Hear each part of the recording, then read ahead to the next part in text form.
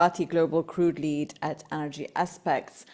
Thanks so much for joining us. Livia, great to have you with us again. Haven't heard from you in a while on your outlook for Energy Aspects outlook. We're now in the fourth quarter. Give us what you think will be the trend line for oil prices. They've been very steady, holding within a pretty tight range for a few months now. What is the sentiment from your perspective for Q4? Sentiment is bearish, but balances are not really showing any material stock builds just yet, particularly around your key pricing centers. You saw the stats from the Energy Information Administration yesterday that showed more stock draws at Cushing, which for this time of the year is very unusual. Inventories are super low there. Similar story around Europe. We're not really seeing a lot of softness just yet. We do think it's coming. We are expecting builds to mount in the rest of the fourth quarter and into 2026. I would say that's pretty much the market consensus. But there's a lot of things that make us a little bit concerned of the scale of the builds, whether they will be as big as the market expects, and how that will impact prices. Because even if you get a lot of people expect, say, 2 million barrels per day of builds, some even more than that. If you get about half of that, because maybe demand outperforms as we have seen recently, or OPEC production underperforms also as we have seen recently, you might maybe get half of those builds, and actually that's pretty bullish prices. Okay, Ole, I mean, that supply worry now suddenly seems to be back in the market to an extent. Inventories are low. We were talking about, all we heard was glut the last few weeks.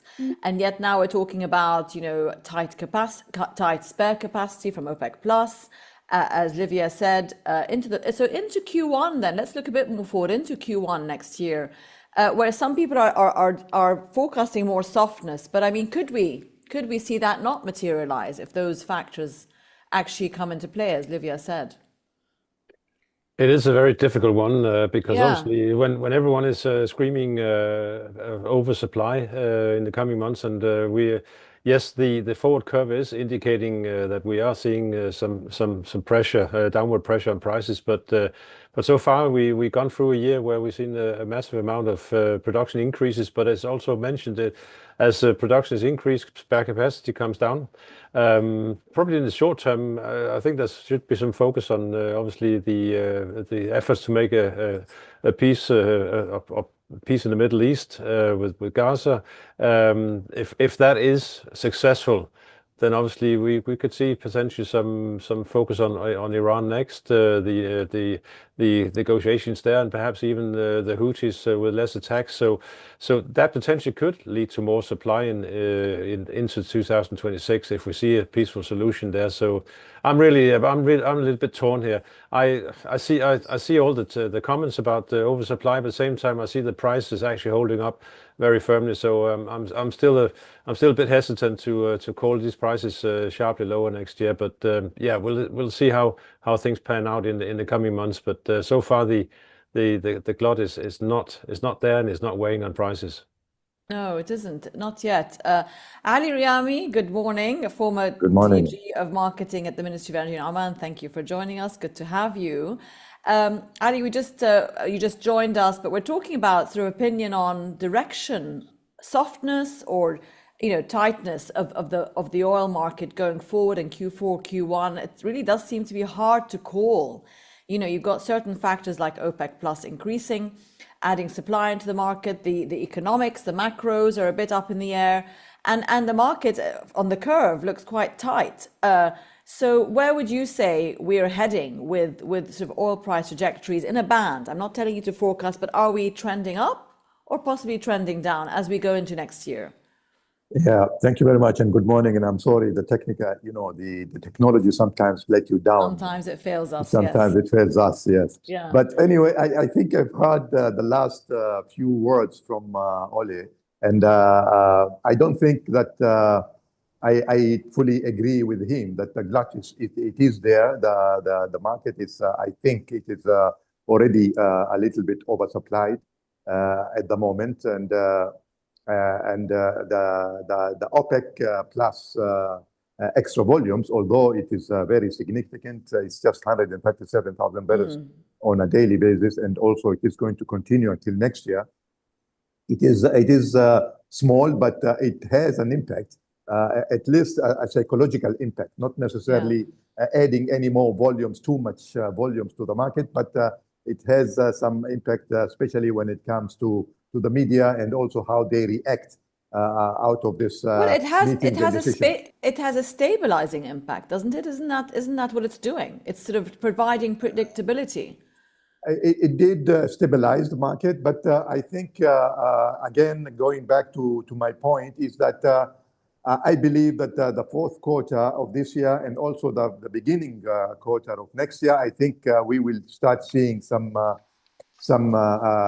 pressure out of how much volumes that they are available, especially that China and also somehow India, they are not really heavy buying from the market. They will be not really heavy buying from the market. We saw some interest from China buying a lot because of their storage, and we don't know what is the capacity of Chinese storage and how long will it take until they add more oil in their storages. But I think the price will be affected, and 65 or 64, it is not a good price to the GCC countries. Also, it is stabilized. I agree with Oli on that, but that is not what we are aiming for, especially the producers. That it doesn't give us the comfort that these countries are looking for. So maybe there will be some better indications in the coming months of how the market will shift or how the market will move. But again, the situation is on an unstable situation. That is what I'm trying to say, especially that we are getting into a peace agreement with Hamas, and that will bring some stability in the region, and that will affect on the premium, the geopolitical risk premium. Yeah. Yes, yeah. So that will all have an impact on the price in the future. Yeah, I mean that premium, Livia, back to you, has been called at anything between $2 to $5 from the people we speak to. That support that the geopolitical risk is providing. And if we do have a peace deal, I mean, obviously that's just one step of many that have to be taken. Really, Iran is probably the bigger question rather than Gaza. And we haven't seen, Livia, as we know, disruption to actual physical flows. But let's just talk about demand, Livia. We've talked about China and the stockpiling they've been doing. That isn't expected necessarily to go into next year. So from a demand support point of view, we've talked about supply. What's Energy Aspects' point of view there? China has a slowdown already. Can anything come in to support that? I mean, what could we see transpiring? And also looking at other macroeconomic sort of outlooks for even US economy and Europe. Well, on the Chinese question, I think we do expect SPR buying from China to carry through at least the first quarter of next year. Of course, because of the trade cycles in which crude is traded, it probably means that most of the buying will be completed probably before the end of the year or very early next year. But in terms of deliveries, it will probably carry until the end of March 2026. There's also a question of whether they will continue doing more SPR buying with a new mandate later in 2026. That's still not clear whether it's definitely been ruled out. So it's still a possibility.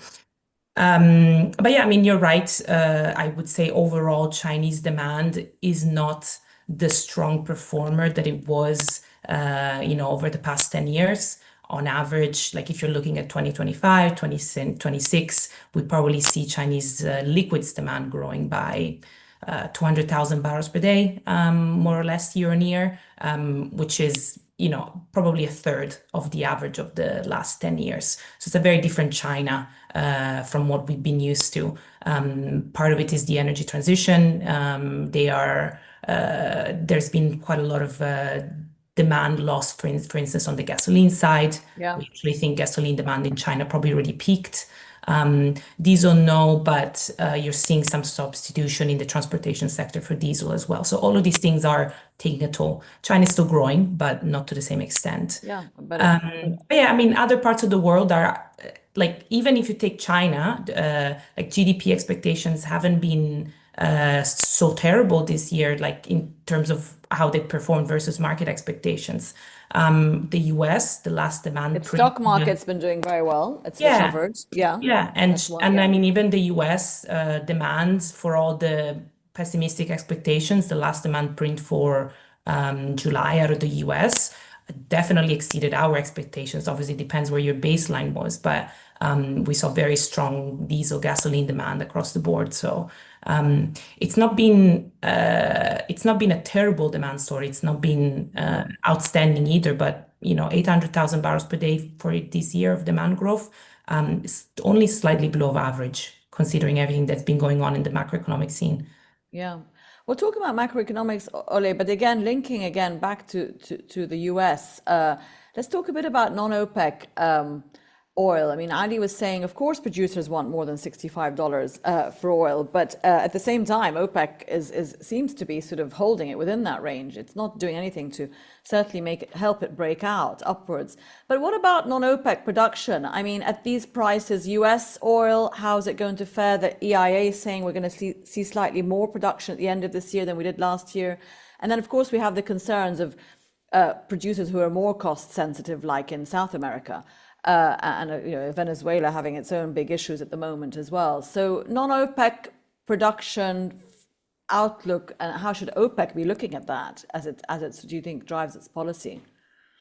Well, I think OPEC is most certainly looking for non-OPEC production growth to stall at these current levels. I think that's probably, I don't know, it's not the plan. Is it but stalling? The US isn't stalling. No, but that's obviously their official forecast. But when you drill down and ask the individual owners and managers of these companies how they see the outlook with current levels, then it's not that picture doesn't seem to be that positive. So I think part of the strategy could obviously be to regain and increase market share through lower non-OPEC plus production next year, and I think that's still probably going to materialize. I would be surprised to see U.S. production being maintained at these 13.6 million barrels at current price levels. So we'll see, but I think that's part of the well, call it plan or the assumption that there will be more room for OPEC barrels in the coming 12 months. And I mean, we have a couple of headlines, just staying with you, Ole, on dividends, for some of those operators, who are now operating at under $70, obviously, and that, those companies are coming under like, they're kind of facing a dilemma now. Do they continue to focus on giving shareholders value, or do they have to start focusing some of those profits back into investment? I mean, for some reason, those headlines have reared their head the last couple of days, although we've been below 70 for a while. Do you think that is really a dilemma for some of those operators in the US? Well, they say it is, so we have to assume it is. So with that in mind, they are facing some stark choices, and obviously with all the forecasts, because they look at the forecasts as well and listen to what the major forecasts are saying, including obviously energy aspect, and if that is the outlook for next year, then they have to deal with it. They have to operate accordingly. So I think at this point they have to show some constraint, and the question is obviously how shareholders will respond to that. And even though we may see higher prices in years to come, simply because demand is not going to taper off as fast as previously expected, then the next 12 months potentially could be somewhat challenging. Okay, Ali, back to the Gulf. I mean, again, we're seeing, the Middle East, the region, we might see at the start of, a peace deal.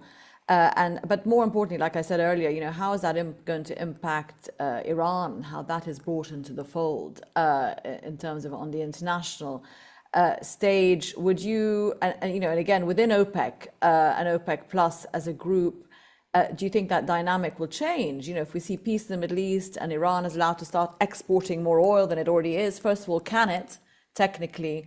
And B, how will that change the dynamics between Gulf producers out of this region? I think we are talking about a long-term, agreement. It's just not going to happen within this period of time, especially with Iran. With our experience with negotiations with Iran, it takes years until any kind of agreement can be signed. So I don't see that there is any future agreement with Iran. Is maybe the second step will be after Gaza, after the Hamas But and Israel. in the meantime now, is Iran still continuing to export at those improved levels?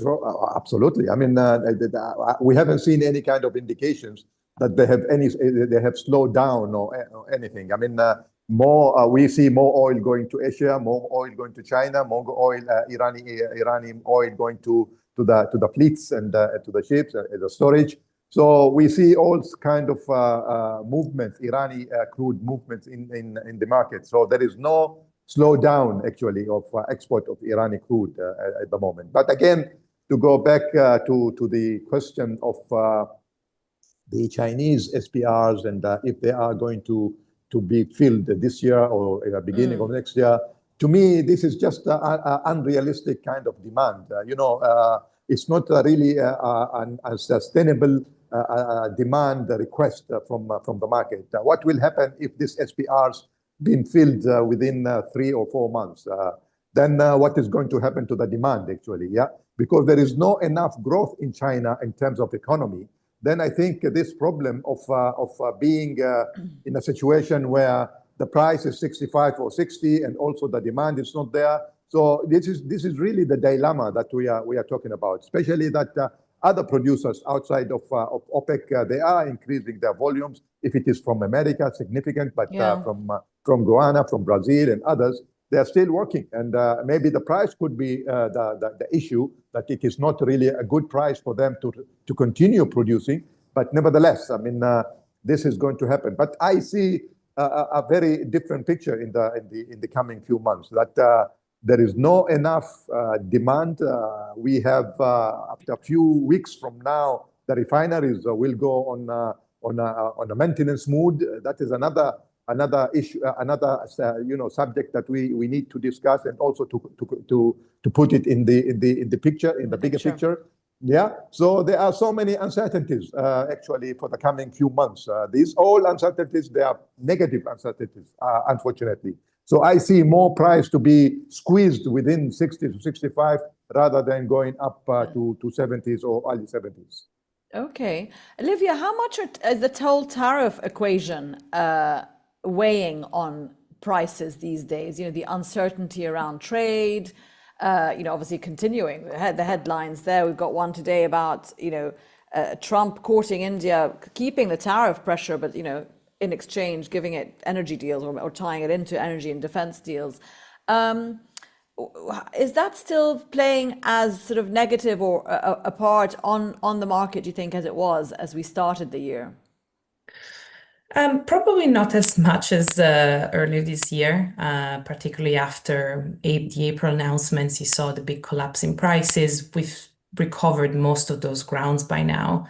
The market now is becoming a little bit more skeptical of things that come out of the White House until you see them actually being implemented and taking effect.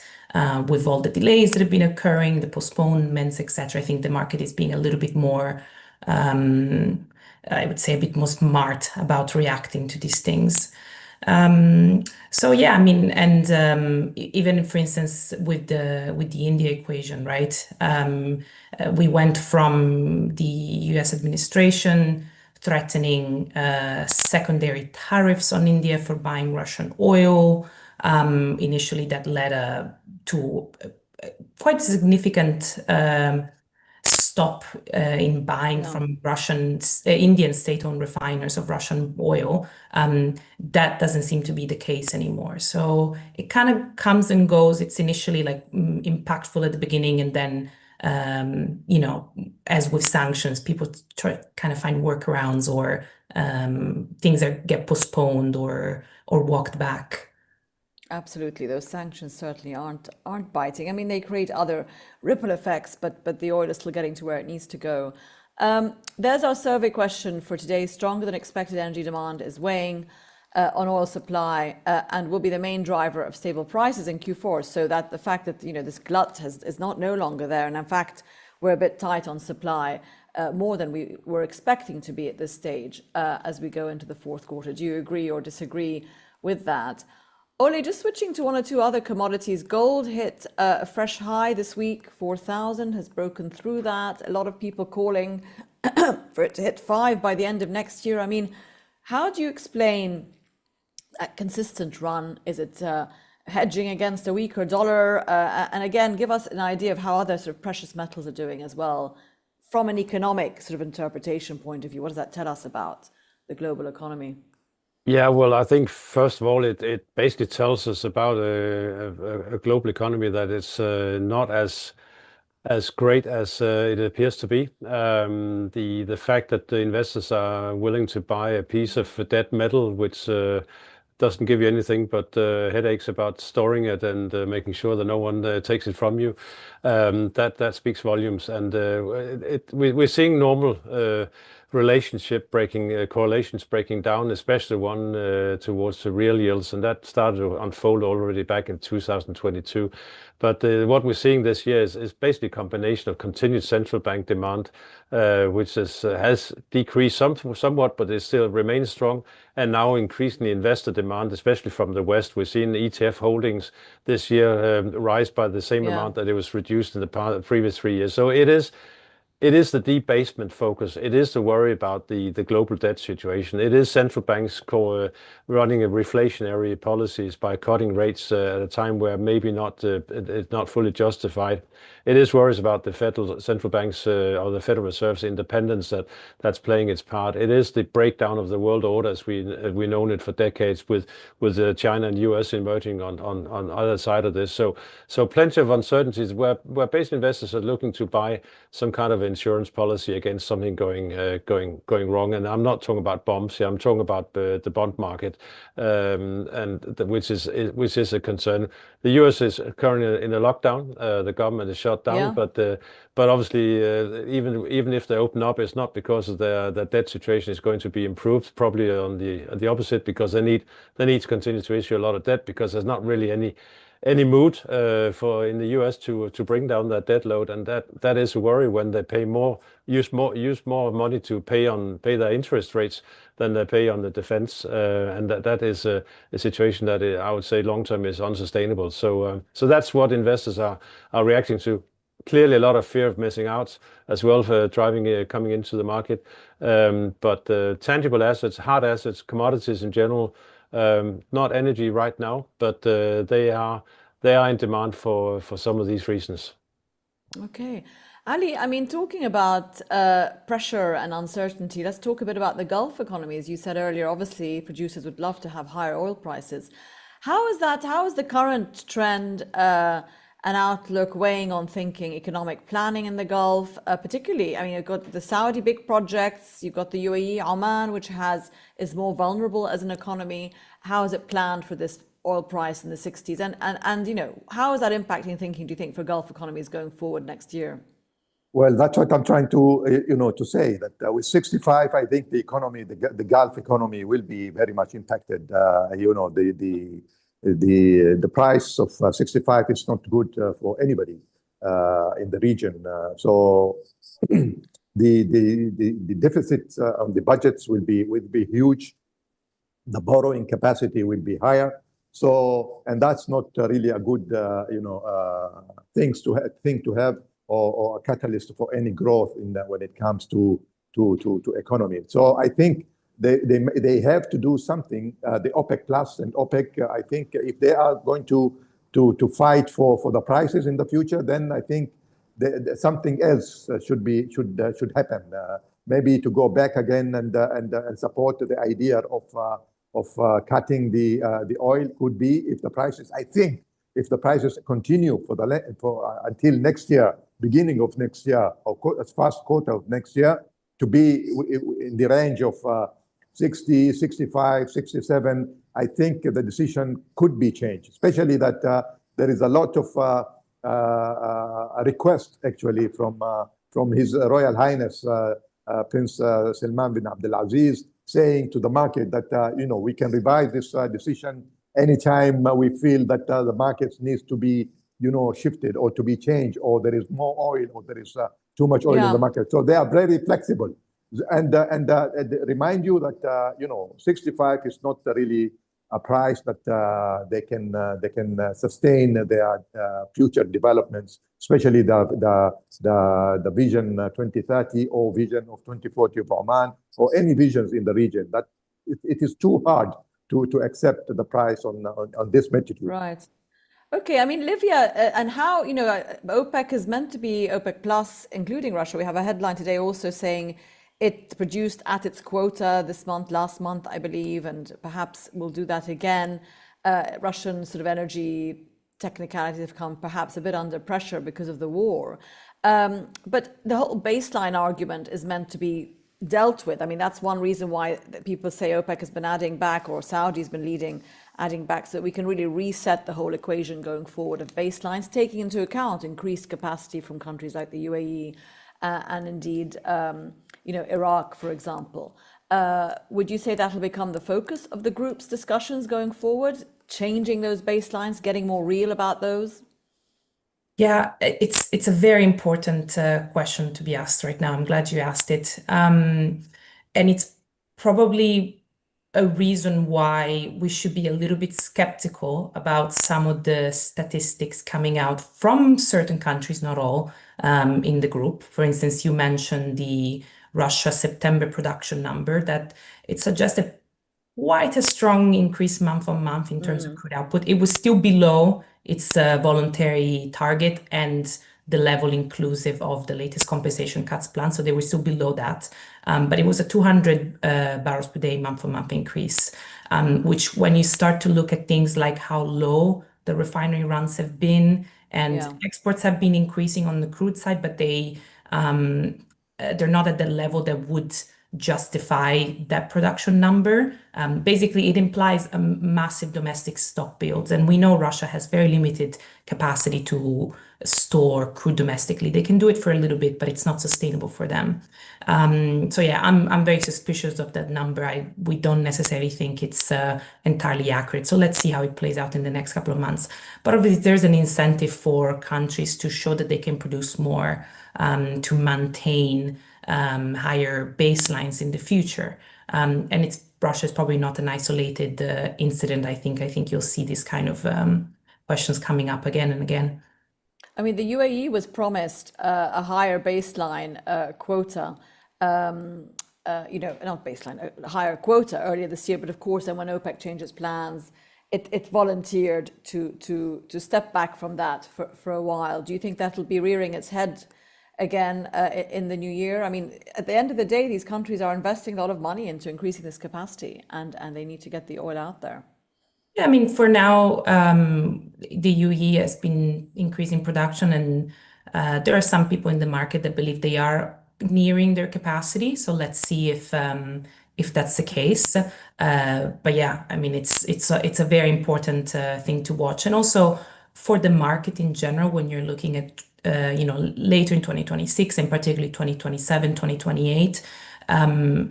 The question of whether OPEC actually sit on large amounts of spare capacity or not will become increasingly important for price. And if it's not the case, particularly against the potential outlook of slowing growth in the non-OPEC group, because we do think that's happening, you start to get into a balance that quickly moves to a net surplus like we're seeing right now, and into 2026 to potentially a net deficit in 2027 and beyond, for a couple of years anyway. Okay, Livia, thank you so much for that. And thank you to Ole and Ali for joining us today. There's the result, agree on the supply, demand, expectations, and how that's going to reflect in prices in Q4. Thank you so much, everyone, for joining us, and have a great remainder of the week ahead. All the best. Bye-bye. Thank you, Thank you. Diala, and thank you, Thank everybody. you. Bye. Bye-bye. Bye.